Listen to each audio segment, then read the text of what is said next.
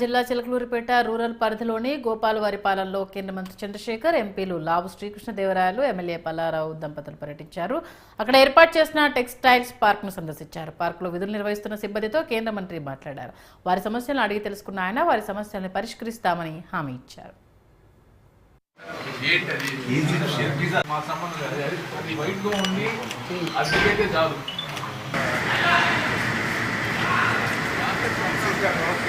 తొలిసారిగా చిలకలూరుపేట నియోజకవర్గానికి విచ్చేసినటువంటి కేంద్ర మంత్రి మా పెమ్మసాని గారికి, మా ఎంపీ గారు కృష్ణదేవరాయలు గారికి టెక్స్టైల్ పార్కులో ఉన్నటువంటి ఎవరైతే స్టేక్ హోల్డర్స్ ఉన్నారో వారి బాధలు చెప్పుకోవడానికి వారిని ఇన్వైట్ చేయటం జరిగింది.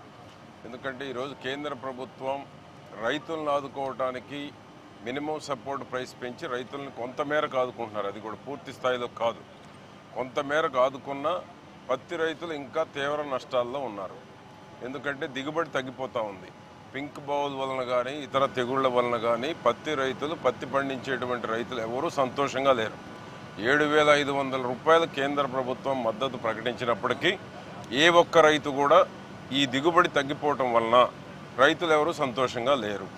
పెంచిన ఎంఎస్పి వలనేమో ఇండస్ట్రీ మొత్తం జిన్నింగ్ కాడ నుంచి స్పిన్నింగు, ఆయిల్ మిల్లులు, అదేవిధంగా వీవింగ్, ప్రాసెసింగ్, ఎండ్ వరకు కాటన్ రిలేటెడ్ ఇండస్ట్రీ ఏది కూడా ఈరోజు పూర్తి సంక్షోభంలో ఉంది.